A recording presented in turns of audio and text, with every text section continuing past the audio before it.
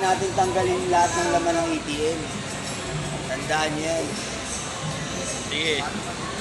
Kasi pag binigay mo cash, hindi na siya susunod sa atin. Pero pag ATM, number lang, nakikita niya 1,000,000.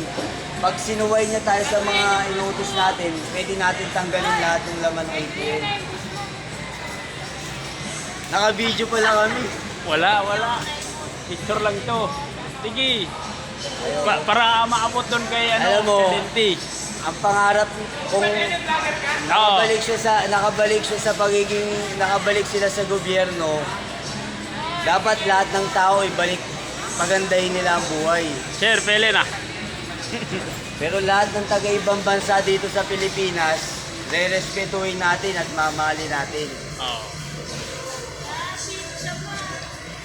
Kasi mangyayari niyan, yung peso na ang bibilin ng dollar. Tandaan niyo yan. Makinig ka dito kasi bibili ng piso. Nakakarating to kay Presidente. Presidente Bongbong Marcos. Part 2 na to, part 2. Ay hinanaing namin dito. Yung part 1. Part 2 na to, Presidente. Tulungan mo na kami dito sa ATM. Hindi, kailangan, kasi ang ATM, baka 1 taon lang, mabigyan lahat ng Pilipino. Alam niyo bakit? Gaano ba kabilis magpagawa ng banknet sa Cebuana? Lagi ako nagpapa-Cebuana. Ganun kadali. Numero lang yun. Numero lang.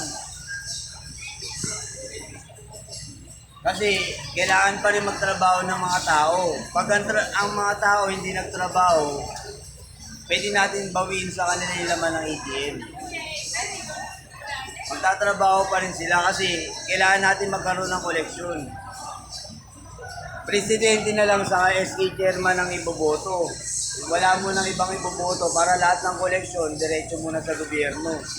Walang ibang hawak ng koleksyon.